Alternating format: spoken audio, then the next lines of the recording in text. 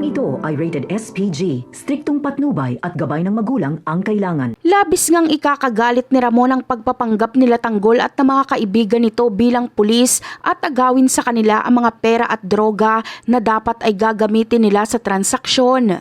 Ngunit dahil dumating sila Tanggol ay naudlot ito at mabilis nilang nakuha ang mga pera saka mabilis na umalis at hindi na hinabol nila Ramon.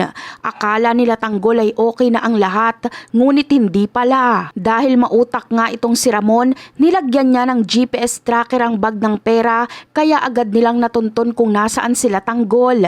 Agad ngang pinaulanan ng bala nila Ramon ang kinaroroonan nila Tanggol. Hindi naman akalain nila Tanggol na masusundan pala sila nila Ramon dahil huli na bago nila malamang may GPS pala ang bag ng pera. Dito ay agad ngang tatakas sila Tanggol para iwasan na magkagulo sa pagitan nila ni Ramon.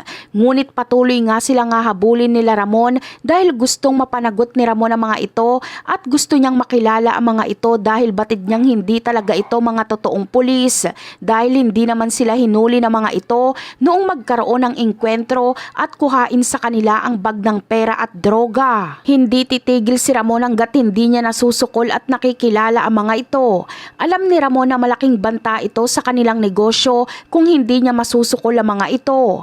Ngunit malakas ang kutob ni Ramon na hindi ito basta-basta. Kilala niya kasi kung paano ang mga ito makipaglaban at pamilyar na pamilyar ito sa kanya. At dahil sa kagustuhan ni Ramon na makilala ang mga ito ay hindi talaga siya tumigil hanggat hindi niya ito nasusukol.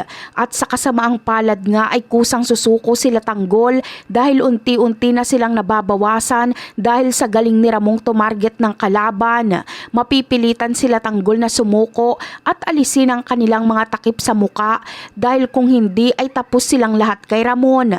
At yan ang aabangan natin. Bye!